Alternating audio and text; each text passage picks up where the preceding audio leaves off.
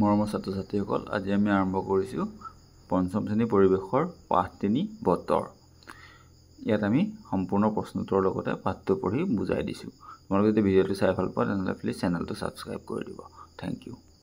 পাঠ ৩ বতৰ। আমাৰ পৃথিৱীখনক চাৰিওফালে বায়ুৱে আৱৰি আছে। বায়ুৰ এই আৱৰণটোক বায়ুমণ্ডল বুলি কোৱা হয়। বায়ুমণ্ডলত নাইট্ৰজেন, অক্সিজেন, কাৰ্বন ডাই অক্সাইড আদি গেছ থকাৰ উপৰি জলীয় বাষ্প আৰু ধূলিকণাও থাকে। এতিয়া আমাৰ পৃথিৱীখনক চাৰিওফালে কিহে আৱৰি আছে? বায়ুৱে আৱৰি আছে, হয়নে? এতিয়া এই বায়ু আৱৰণটোক কি বুলি কয়? বায়ুমণ্ডল বুলি কয়। বায়ুমণ্ডলত নাইট্ৰজেন, অক্সিজেন, কাৰ্বন ডাই অক্সাইড আদি গেছ থকাৰ উপৰিও কি থাকে? জলীয় বাষ্প। জলীয় বাষ্প মানে পানীৰ যিটো আমি সৰু সৰু কণা আৰু ধূলিকণা আৰু ধূলিকণাও থাকে, যিটো আমি পটককৈ খালী চকুৰে দেখা নাপাওঁ যদিও বায়ুত মিহলি হৈ থাকে। বিভিন্ন সময়ত আমাৰ বায়ুমণ্ডলৰ অৱস্থাৰ সাল সলনি হয়। যেনে দিনৰ ভাগত সাধাৰণতে গৰম আৰু ৰাতি ঠাণ্ডা পৰে। কেতিয়াবা বতাহ বলে আৰু কেতিয়াবা বৰষুণ হয় আৰু কেতিয়াবা ধুমুহা গাজনি আদিও আহে। বায়ুমণ্ডলত এনে একো একোটা পৰিস্থিতিয়ে বতৰৰ সৃষ্টি কৰে। এতিয়া আমি বতৰ বুলি ক'লে কি বুজি পাওঁ? কেতিয়াবা আকাশখন পৰিষ্কাৰ হৈ আছে, ৰ'দ ওলাই আছে, এনেকুৱা এটা পৰিস্থিতি ধৰা, সেইটো হ'ল ফৰকাল বতৰ। কেতিয়াবা বৰষুণ আহিছে, ধুমুহা গাজনি আহিছে, সেইবোৰো বতৰ। এতিয়া আমি বিভিন্ন বতৰৰ বিষয়ে জানিলৈ অহা। যেতিয়া আকাশত ডাৱৰ নাথাকে, যেতিয়া আকাশখন ফৰকাল হৈ থাকে, সাধাৰণতে পুৱা আৰু আবেলি বতৰ অলপ ঠাণ্ডা থাকে যদিও দুপৰীয়া তুলনামূলকভাৱে গৰম বেছি হয়। এনেকুৱা বতৰ হৈছে ফৰকাল বতৰ। ফৰকাল বতৰ সকলো ধৰণৰ কাম কাজ কৰিবলৈ সুবিধা। ফৰকাল বতৰ কেনেকুৱা? আকাশত ডাৱৰ নাই, মুকলি, ৰ'দ ওলাই আছে, ৰাতি হ'লে আমি তৰা দেখি আছোঁ, জোনবাই দেখি আছোঁ, হয়নে? তেনেকুৱা ধৰণৰ বতৰ হৈছে ফৰকাল বতৰ। এইখন এখন ফৰকাল বতৰৰ ছবি। ইয়াৰ পিছত চাওঁ হা, কেতিয়াবা আকাশখন ক'লা ডাৱৰে আৱৰি থাকে, এনেকুৱা বতৰ হৈছে ডাৱৰীয়া বতৰ। এনেকৈ আকাশত দেখিছেনে ডাৱৰ? তোমালোকে গৰমৰ দিনত বা যোৱাকালি বতৰ প্ৰায় ডাৱৰীয়া হৈ থকা দেখিবলৈ পাইছা নিশ্চয়। গৰম দিনত বা বাৰিষা কালত সাধাৰণতে বতৰ প্ৰায়ে ডাৱৰীয়া দেখা যায়। সাধাৰণতে আকাশত যেতিয়া ক'লা মেঘ থাকে তেতিয়া বৰষুণো আহে। বৰষুণৰ লগত কেতিয়াবা বিজুলী ঢেৰেকনি আদিও মাৰিব পাৰে। বৰষুণ কেতিয়াবা কিনকিনীয়া বা পাতলীয়া আৰু কেতিয়াবা ডাঙৰ হ'ব পাৰে। এনে বতৰ হ'ল বৰষুণৰ বতৰ। আমি এতিয়ালৈকে কি বতৰ পালোঁ? ডাৱৰীয়া বতৰ, ফৰকাল বতৰ, ডাৱৰীয়া বতৰ আৰু বৰষুণৰ বতৰ। তাৰপিছত আকৌ চাওঁ, এই ছবিখন দেখিছেনে? ছবিখনত কি আছে? বৰষুণো পৰিছে আৰু গছডাল দেখিছেনে? হালি আছে, এইটো মানে জোৰকৈ বতাহ বলিছে। এই দেখিছেনে? গছ ভাগি পৰিছে, উঘালি পৰিছে। এনেকুৱা বতৰ কি বুলি কয়? আমি পঢ়িলেও অহা। কেতিয়াবা বতাহ বৰ বেগেৰে বলে। ইয়াৰ ফলত ঘৰ দুৱাৰ, গছ গছনি আদি ভাঙি পৰে।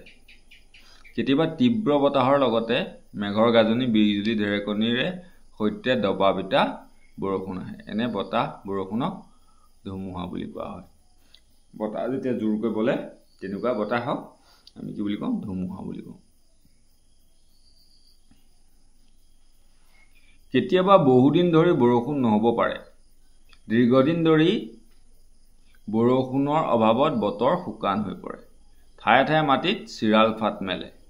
এনে বতৰক খৰাং বতৰ বা শুকান বতৰ বুলি কোৱা হয়। এতিয়া শুকান বতৰ কাক বোলে বা খৰাং বতৰ কাক বোলে?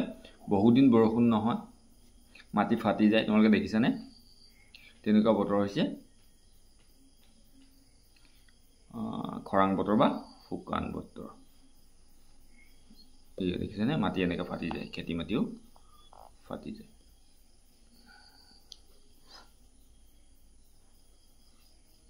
কাষৰ ছবিখনলৈ চোৱা, বৰষুণৰ অভাৱত মাটিবোৰ চিৰাল ফাট মেলিছে। এয়া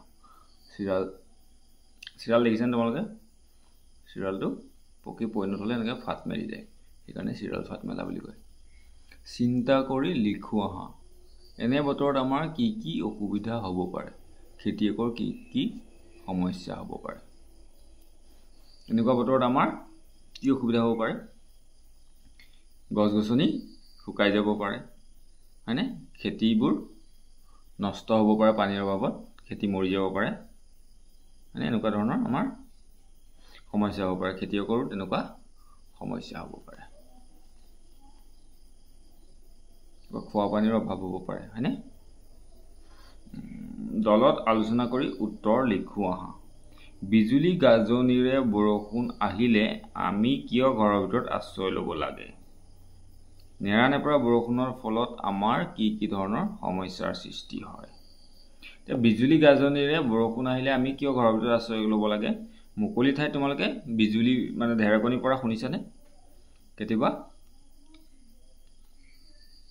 এই বজ্ৰপাত পৰি পেলাই মানুহৰ মৃত্যু হ'ব পাৰে, গতিকে আমি তেনে সময়ত ঘৰৰ ভিতৰত আশ্ৰয় ল'ব লাগে। আৰু নেৰানেপেৰা বৰষুণৰ ফলত আমাৰ কি কি ধৰণৰ সমস্যা হয়? নেৰানেপেৰা বৰষুণ একেৰাহে হৈ থাকিলে বানপানী হ'ব পাৰে, আৰু বাট পথ বোকা হয় আমাৰ, আৰু তেনেকুৱা বহুতো সমস্যা হয়। মূল সমস্যাটো আমাৰ বানপানী হ'ব পাৰে। বহুদিন ধৰি বৰষুণ নহ'লে বতৰটো কিয় শুকান হৈ পৰে? বৰষুণ নহ'লে কি হয়? পানীৰ অভাৱ হয়, হয়নে? খেতি মাটি শুকাই যাব পাৰে। বৰষুণ নহ'লে যিহেতু পানীৰ অভাৱ হৈ যায়, সেইকাৰণে বতৰটো শুকান হৈ পৰে। ধুমুহা আহিলে আমাৰ কি কি অসুবিধা হ'ব পাৰে? ধুমুহা আহিলে আমাৰ কি হ'ব পাৰে? ধুমুহা আহিলে ঘৰ দুৱাৰ ভাঙিব পাৰে, গছ গছনি উভালি পৰিব পাৰে, এনেকুৱা ধৰণৰ অসুবিধা হ'ব পাৰে। আৰু বিজুলী যিবোৰ তাঁৰ, কাৰেণ্টৰ তাঁৰবিলাকত গছ গছনি পৰি কেতিয়াবা তাঁৰবোৰ ছিগি পৰিব পাৰে, আৰু তাৰ ফলত আমাৰ বিপদ হ'ব পাৰে, হয়নে? তাৰপিছত চোৱা, বতৰ সদায় একে নাথাকে, আনকি দিনটোৰ ভিতৰতে বতৰৰ সাল সলনি ঘটে। কেতিয়াবা বতৰ বৰ গৰম আৰু অস্বস্তিকৰ হয়, কেতিয়াবা গা জোৰ পেলাই বতাহ বলি বতৰটো শীতল হৈ পৰে, কেতিয়াবা বৰষুণ বেছি হয়, বাট পথ পানীৰে উপচি পৰে আৰু যাতায়াতৰ বিঘিনি ঘটায়। মাজে সময়ে প্ৰচণ্ড বেগত ধুমুহা অহাৰ ফলত ঘৰ দুৱাৰ গছ গছনি আদি ভাঙি পৰে। এনেদৰে আমি সঘনে বতৰ পৰিৱৰ্তন হোৱা দেখিবলৈ পাওঁ। বতৰ পৰিৱৰ্তন হৈ থাকে, বতৰ সদায় একে নাথাকে। আজি হয়তো খুব ৰ'দ হ'ব পাৰে, কাইলৈ বৰষুণো হ'ব পাৰে, ধুমুহা আহিব পাৰে, এতিয়া বিভিন্ন ধৰণে বতৰ সলনি হৈ থাকিব পাৰে। কেতিয়াবা বহুদিন ধৰি বৰষুণ নহয়, কেতিয়াবা একেৰাহে বৰষুণ হৈয়ে থাকে, এনেধৰণৰ বতৰৰ পৰিৱৰ্তন হৈ থাকে। বতৰ পৰিৱৰ্তন কিয় হয় জানানে? বায়ুমণ্ডলৰ উষ্ণতা, চাপ, বতাহৰ দিশ আৰু বেগ, বৰষুণৰ পৰিমাণ, মেঘৰ উপস্থিতি, বায়ুত থকা জলীয় বাষ্পৰ পৰিমাণ আদিৰ ওপৰত বতৰ নিৰ্ভৰ কৰে। এইবোৰ হৈছে বতৰৰ একো একোটা উপাদান। এই উপাদানবিলাকৰ তাৰতম্য হ'লে বতৰ পৰিৱৰ্তন হয়। বতৰ কিয় পৰিৱৰ্তন হয় গম পালোঁ। বতৰৰ যিকেইটা উপাদানকেইটা কি কি ক'লে? বতৰৰ উপাদানকেইটা হৈ গ'ল বায়ুমণ্ডলৰ উষ্ণতা, চাপ, বতাহৰ দিশ আৰু বেগ, বৰষুণৰ পৰিমাণ, মেঘৰ উপস্থিতি, বায়ুত থকা জলীয় বাষ্পৰ পৰিমাণ আদিৰ ওপৰত বতৰ নিৰ্ভৰ কৰে। এইবোৰ হৈছে বতৰৰ একো একোটা উপাদান। এইকেইটা হৈছে বতৰৰ উপাদান। তোমালোকক যদি সোধে বতৰৰ উপাদানকেইটা কোৱা, বতৰৰ উপাদান হৈছে এইকেইটা। আৰু এই উপাদানকেইটাৰ যেতিয়া তাৰতম্য ঘটে তেতিয়া বতৰৰ পৰিৱৰ্তন হয়। এতিয়া চোৱা, বতৰৰ চিন্তা কৰি লিখোঁ আহা। বতৰৰ অৱস্থা, আজি বৰ ৰ'দ দিছে, বতৰৰ কোনটো উপাদানৰ কথা কোৱা হৈছে? আজি বৰ ৰ'দ দিছে মানে বতৰৰ কোনটো উপাদানৰ কথা হ'ব? এইটো হ'ব বায়ুমণ্ডলৰ উষ্ণতা। বায়ুমণ্ডলৰ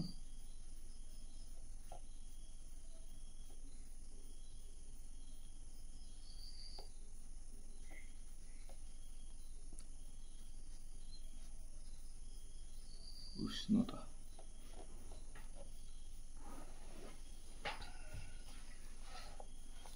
তাৰ পিছত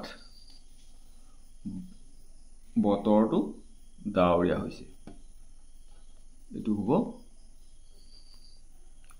মেঘৰ উপস্থিতি মেঘৰ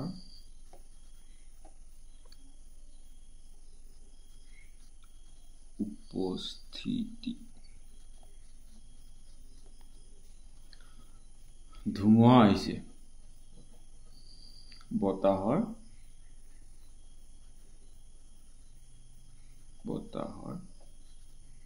বেগ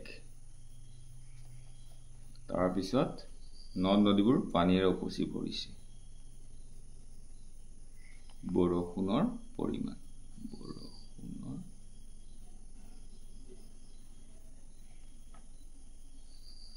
মানে বৰষুণৰ পৰিমাণ বেছি হ'লে নদ নদীবিলাক পানীৰে উপচি পৰিব হয় তাৰ পিছত চোৱা তোমালোকে জানানে যে পৃথিৱীয়ে সূৰ্যৰ চাৰিওফালে ঘূৰাৰ ফলত ঋতু পৰিৱৰ্তন হয় ঋতু পৰিৱৰ্তনৰ লগে লগে বতৰৰ পৰিৱৰ্তন হয় ঋতু অনুযায়ী আমাৰ অসমত সাধাৰণতে এনে ধৰণৰ বতৰ দেখিবলৈ পাওঁ ঋতু জানা গ্ৰীষ্ম ঋতু বৰ্ষা ঋতু শৰৎ ঋতু হেমন্ত ঋতু শীত আৰু বসন্ত ঋতু এইকেইটা ঋতু এতিয়া ইয়াত দিছে গ্ৰীষ্মকালত বতৰ গৰম হয় মাজে সময়ে ধাৰাসাৰ বৰষুণ হয় জেঠ আহাৰ মাহৰ দিনকেইটাক গ্ৰীষ্ম ঋতু বুলি গণ্য কৰা হয় গ্ৰীষ্ম ঋতু কেতিয়া জেঠ আহাৰ বৰ্ষা ঋতুত বৰষুণ খুব বেছিকৈ হয় নদ নদী খালডুং আদি পানীৰে উপচি পৰে শাওন আৰু ভাদ মাহৰ দিনকেইটাত বৰ্ষা ঋতু চলি থাকে এইটো সময়ত কি হয় বেছিকৈ বৰষুণ হয় শাওন আৰু ভাদ মাহ বুলি কৈছে আহিন কাতি মাহত শৰৎকালৰ বতৰ ফৰকাল হয় এই সময়খিনিত খুব বেছি গৰমো নহয় আৰু ঠাণ্ডাও নহয় আহিন কাতি মাহ তো দুৰ্গা পূজাৰ সেইখিনি সময়ৰ কথা কৈছে তাৰপিছত আঘোণ আৰু পুহ মাহৰ দিনকেইটা হেমন্ত ঋতু বিৰাজ কৰে এইটো লাহে লাহে শীতৰ প্ৰকোপ বাঢ়িবলৈ ধৰে আৰু নিয়ৰ কুঁৱলী আদি পৰিবলৈ ধৰে নিয়ৰ কুঁৱলী আমি সাধাৰণতে মানে শৰৎকালৰ পৰাই পৰা আৰম্ভ হয় লাহে লাহে আৰু এইখিনি সময়ত বেছিকৈ পৰে আঘোণ পুহ পুহৰ শেষৰ ফালে আৰু বেছিকৈ পৰে এই সময়ত ঠাণ্ডাৰ প্ৰকোপ লাহে লাহে বাঢ়ি আহি থাকে আৰু তাৰ পিছত শীতকালত শীতৰ প্ৰকোপ বেছি হয় মাঘ আৰু ফাগুন মাহ শীতকালৰ ভিতৰত পৰে এই সময়ত বৰষুণ একেবাৰে কম হোৱাৰ ফলত বতৰ শুকান আৰু ধূলিয়ৰি হ'বলৈ ধৰে বসন্তকালত শীত কমি আহে আৰু বতৰ ক্ৰমান্বয়ে গৰমৰ পিনে ঢাল খায় চ'ত বহাগৰ এই দিনকেইটাত দুই এজাক পাতলীয়া বৰষুণ হয় সেয়েহে এই ঋতুত গছত নকুঁহি পাত ওলায় অসমত এই সময়ত বহাগ বিহু পালন কৰা হয় আমাৰ দেশত বছৰটোত 6টা ঋতু অনুভূত হয় গ্ৰীষ্ম বৰ্ষা শৰৎ হেমন্ত শীত আৰু বসন্ত আমাৰ দেশত কি কি ঋতু গ্ৰীষ্ম বৰ্ষা শৰৎ হেমন্ত শীত আৰু বসন্ত এই 6টা ঋতু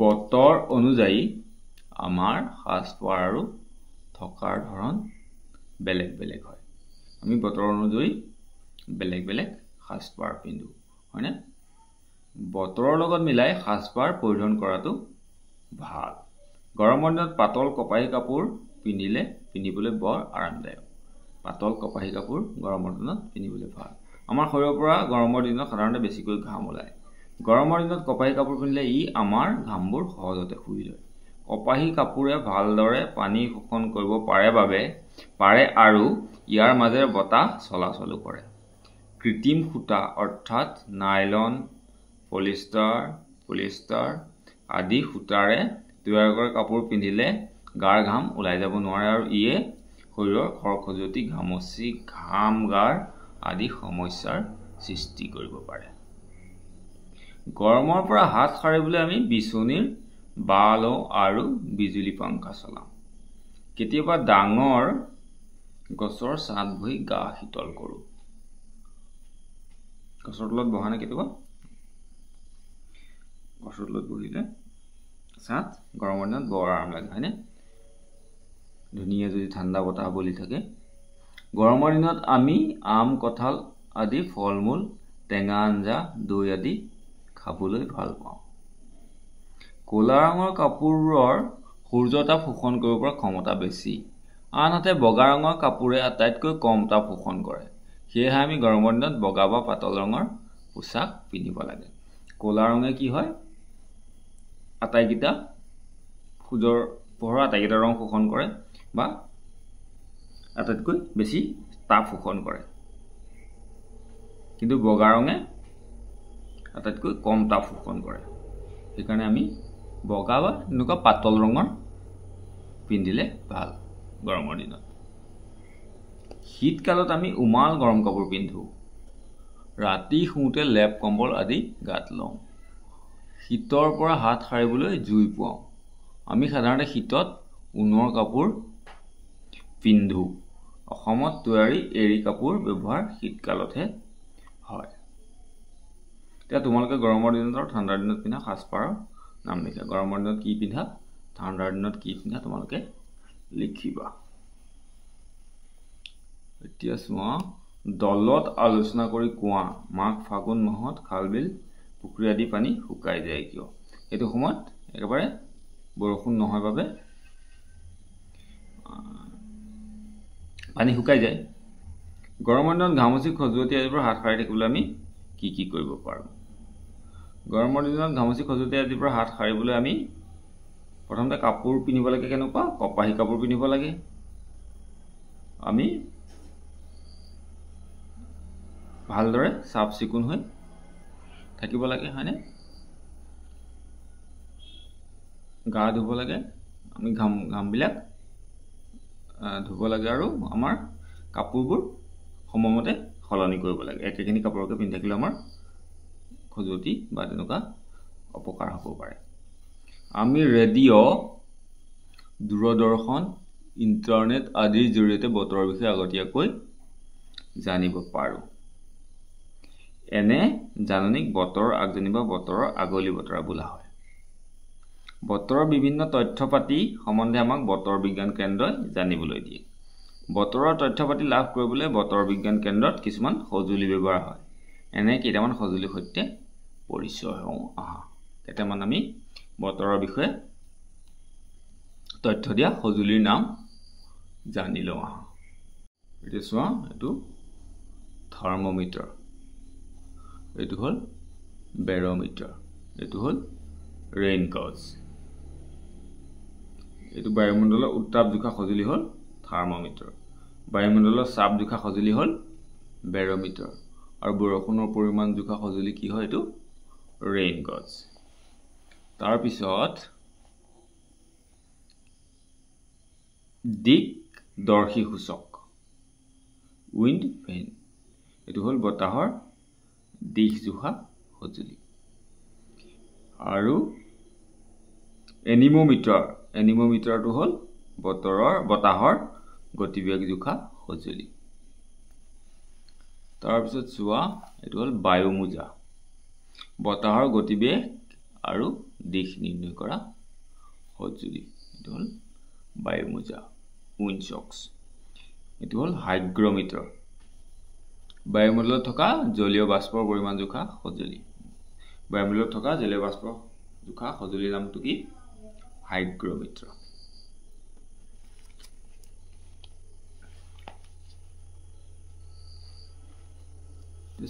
খেতিয়ক, জাহাজৰ নাবিক, সাগৰত মাছ মৰা মাছমৰীয়া, বৈমানিক বা বিমান চালক, পৰ্বত আৰোহণকাৰী আদি ব্যক্তিক বতৰৰ এনেধৰণৰ তথ্যই বিশেষভাৱে সহায় কৰে।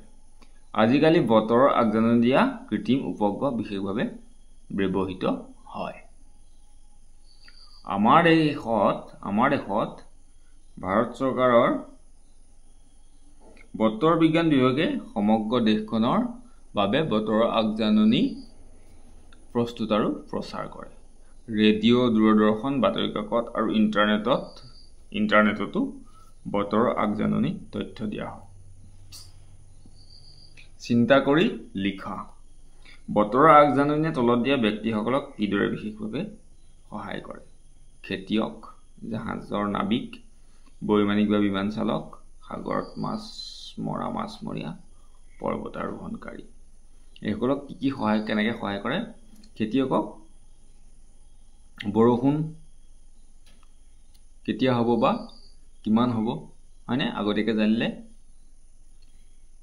সেইমতে খেতিয়কসকলে আগতীয়াকৈ সাৱধানতা অৱলম্বন কৰিব পাৰে বা খেতিৰ বাবে প্ৰস্তুত হ'ব পাৰে। জাহাজৰ নাবিকৰ কি হয়? ডাঙৰ ধুমুহা আহিব নেকি বা বতৰ কেনেকুৱা হ'ব সেইবোৰ জানিলে আগতীয়াকৈ সাৱধান হ'ব পাৰে, বা সাগৰৰ মাজত যদি ডাঙৰ ধুমুহা আহি যায় তেতিয়া তেওঁলোকৰ বিপদ হ'ব পাৰে, সেই কথাটো আগতে জানিলে তেওঁলোক কাষ চপাই পেলাই ৰখি যাব পাৰে হয়নে, বা যাত্ৰা বাতিল কৰিব পাৰে।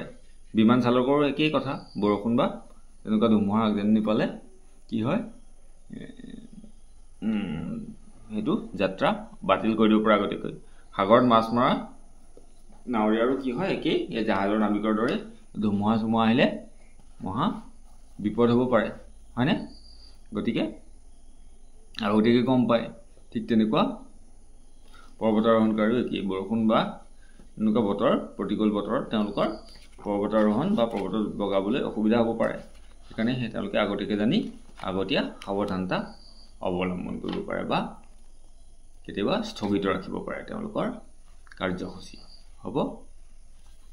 বতৰৰ পৰিৱৰ্তন সাধাৰণতে প্ৰাকৃতিক যদিও মানুহে প্ৰকৃতিৰ বিৰুদ্ধে কৰা কাম কাজেও বতৰৰ ওপৰত বিৰূপ প্ৰভাৱ পেলায়। বতৰ সাধাৰণতে পৰিৱৰ্তন প্ৰাকৃতিকভাৱে হয়, নিজে নিজে হয়, কিন্তু কি হয় আমি মানুহে বতৰৰ পৰিৱৰ্তন কেনেকৈ কৰিছোঁ? আমি প্ৰকৃতিৰ বিৰুদ্ধে কিছুমান কাম কৰিছোঁ। যেনে আমি তেনেকুৱা কি কাম কৰিছোঁ? যধে মধে গছ গছনি কাটিছোঁ হয়নে, আমি নানান কল কাৰখানা গাড়ী এনেকুৱা ধৰণৰ বস্তুৰে আমি কি কৰিছোঁ? বায়ু প্ৰদূষণ কৰিছোঁ, আমি মাটি প্ৰদূষণ কৰিছোঁ হয়নে, পানী প্ৰদূষণ কৰিছোঁ। এইবিলাকৰ কাৰণে কি হৈছে? প্ৰকৃতিৰ ওপৰত বিৰূপ প্ৰভাৱ পৰিছে হয়নে বাৰু? এয়া মানুহে অত্যাধিক পৰিমাণে গছ গছনি কটাৰ ফলত বৰষুণৰ পৰিমাণ কমিবলৈ ধৰিছে। কল কাৰখানা গাড়ী মটৰ আদিৰ পৰা নিৰ্গত হোৱা কাৰ্বন ডাই অক্সাইড গেছৰ বাবে বায়ুমণ্ডলৰ তাপমাত্ৰা বৃদ্ধি পাইছে। এই সম্পৰ্কে অধিক জানিবলৈ তোমালোকে শিক্ষক আৰু ডাঙৰৰ সৈতে আলোচনা কৰিবা। কিতাপ পত্ৰ, বাতৰি কাকত আৰু আলোচনী আদি পঢ়িলেও তোমালোকে আৰু অধিক জানিবলৈ পাবা।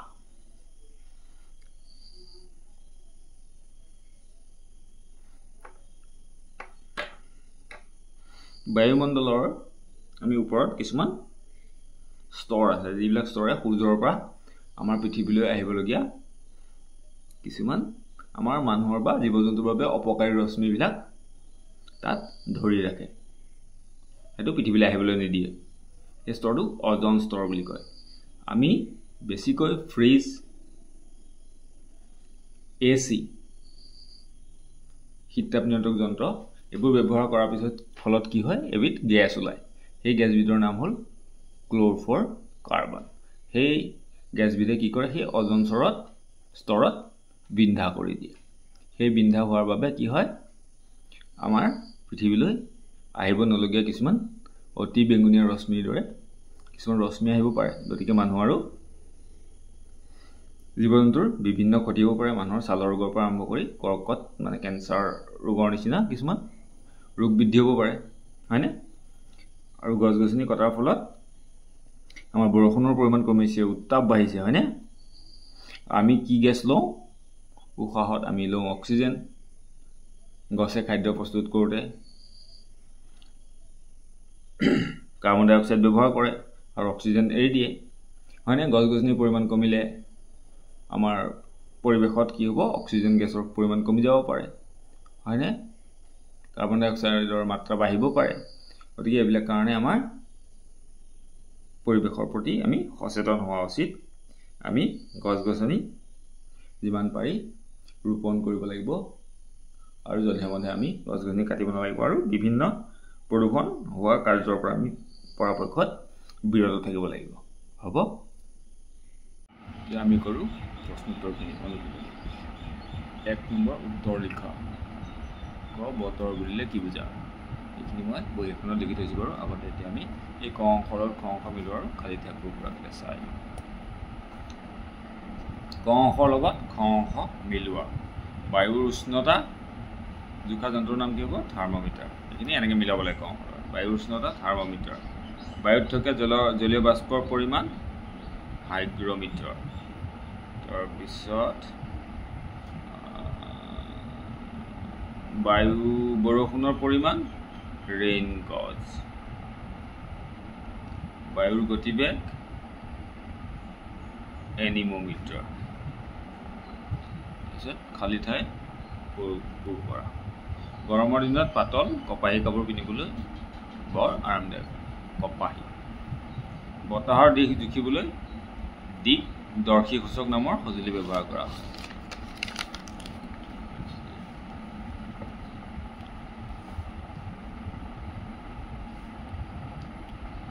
বতাহৰ দিশ জোখা এইটো হ'ল দিক দৰ্শী সূচক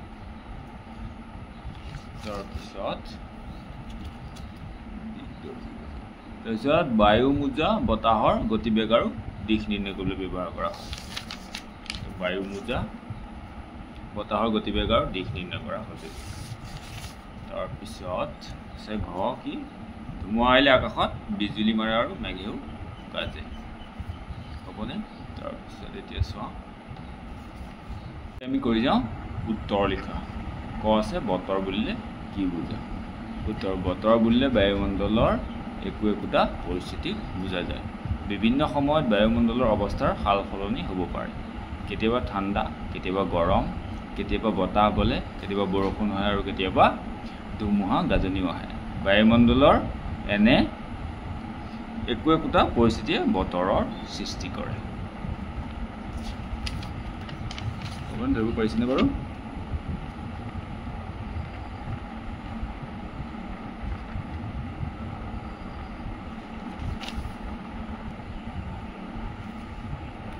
খটো চোৱা ঋতু কেইটা আৰু কি কি আমাৰ দেশত বছৰটোত ঋতু 6টা ঋতু 6টা বুলি লিখিলে হ'ব তাৰপিছত কি কি গ্ৰীষ্ম বৰ্ষা শৰৎ হেমন্ত শীত আৰু বসন্ত এইকেইটা হ'ল ঋতু গ্ৰীষ্ম বৰ্ষা শৰৎ হেমন্ত শীত বসন্ত এইকেইটা হ'ল ঋতু তাৰপিছত বতৰৰ আগজাননী মানে কি উত্তৰ আমি ৰেডিঅ' দূৰদৰ্শন ইণ্টাৰনেট আদিৰ জৰিয়তে বতৰৰ বিষয়ে আগতীয়াকৈ জানিব পাৰোঁ এনে জাননীক বতৰৰ আগজাননী বা বতৰৰ আগলি বতৰা বোলা হয় এইটো হ'ল বতৰৰ আগজাননী বতৰৰ তথ্যপাতি দিয়া 3বিধ সঁজুলিৰ নাম লিখা বতৰৰ তথ্যপাতি দিয়া 3বিধ সঁজুলি হৈছে থাৰ্মোমিটাৰ বেৰমিটাৰ ৰেইন গজ আৰু তোমালোকে বেলেগ নামো লিখিব পাৰা মই এই 3টা লিখি দিছোঁ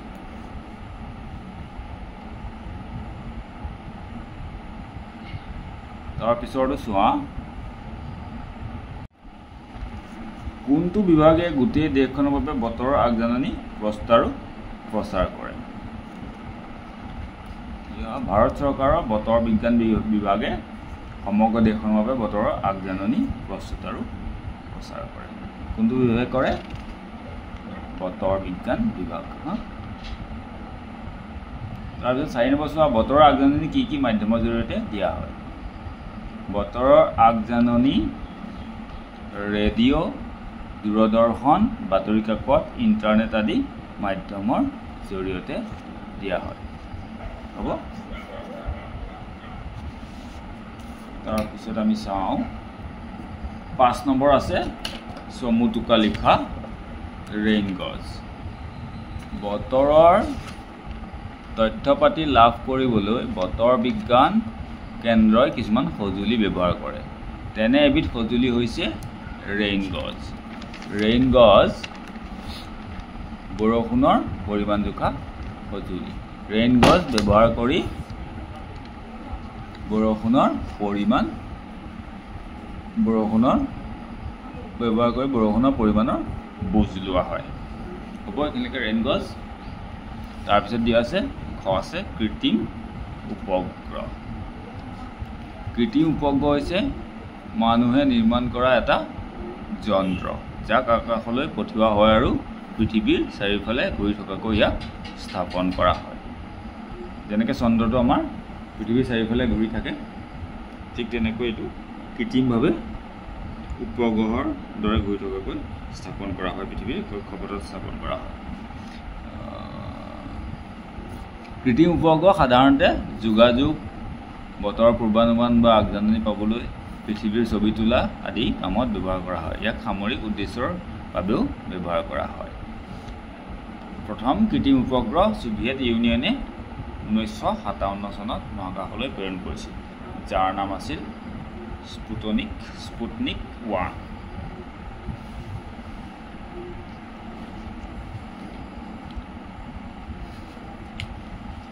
গত আছে বতৰ বিজ্ঞান কেন্দ্ৰ হৈছে ভাৰত চৰকাৰৰ এটা বিভাগ যি বতৰৰ বিভিন্ন তথ্য পাতি সংগ্ৰহ কৰি বতৰৰ আগজাননী প্ৰস্তুত কৰে আৰু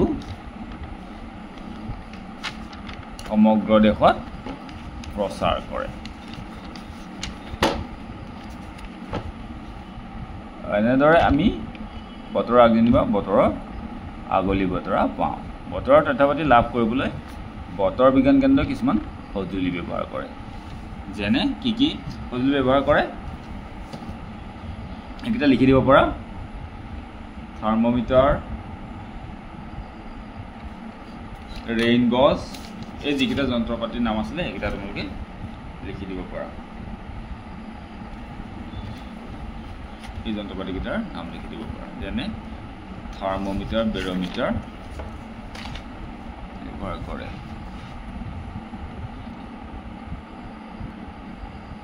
যেনে থাৰ্মোমিটাৰ বেৰোমিটাৰ ৰেইন গজ বায়ুমোজা আদি খৰাং বতৰ বহুদিন ধৰি বৰষুণ নহ'লে তেনে বতৰক খৰাং বতৰ বুলি কোৱা হয় বৰষুণৰ অভাৱত বতৰ শুকান হৈ পৰে ঠায়ে ঠায়ে মাটিত ফাট মেলিব পাৰে খৰাং বা শুকান বতৰত পানীৰ অভাৱত গছ গছনি শুকাই যাব পাৰে পানীৰ অভাৱত খেতি বাতি নষ্ট হ'ব পাৰে বা নষ্ট হয় এনেকুৱা বতৰ হ'ল খৰাং বতৰ তাৰপিছত আছিলে ফৰকাল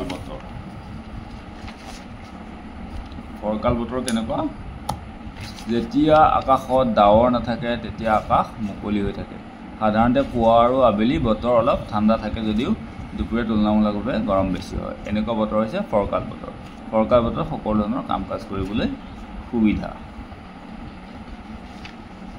তাৰপিছত 6 নম্বৰ চোৱা বতৰ অনুযায়ী আমাৰ সাজপাৰ কেনেধৰণৰ হ'ব লাগে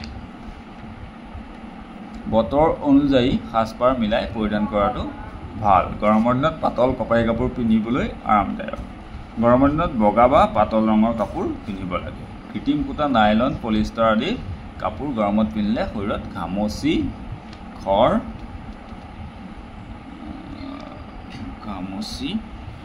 খৰ খজুৱতি আদি হ'ব পাৰে শীতকালত উমাল গৰম কাপোৰ পিন্ধা হয় ঊণৰ কাপোৰ ঠাণ্ডাত পিন্ধা হয় অসমত তৈয়াৰী এৰী কাপোৰৰ ব্যৱহাৰ শীতকালত হয় 7 নম্বৰ কি কামত বতৰৰ আগজাননীয়ে সহায় কৰে খেতিয়ক জাহাজৰ নাবিক সাগৰত মাছ মৰা মাছমৰীয়া বিমান চালক পৰ্বতাৰোহী আদি ব্যক্তিক বতৰৰ আগজাননীয়ে সহায় কৰে এইটো এনেকৈ লিখি পেলাই খেতিৰ কামত জাহাজ চলোৱা সাগৰত জাহাজ চলোৱা কামত বা সাগৰৰ মাছ মৰা কামত বিমান চলোৱা পৰ্বতাৰোহণ কৰা আদি কামত বতৰৰ আগজাননীয়ে সহায় কৰে এনেকৈও লিখিব পাৰা বতৰৰ উপাদানকেইটাৰ নাম কি বতৰৰ উপাদানকেইটা হৈছে বায়ুমণ্ডলৰ উষ্ণতা চাপ বতাহৰ দিশ আৰু বেগ বৰষুণৰ পৰিমাণ মেঘৰ উপস্থিতি বায়ুত থকা জলীয় বাষ্পৰ পৰিমাণ আদি হৈছে বতৰৰ একোটা উপাদান এইকেইটা হৈছে বতৰৰ উপাদান ঠিক আছে বাৰু আখৰ বুজিব পাৰিছে তোমালোকে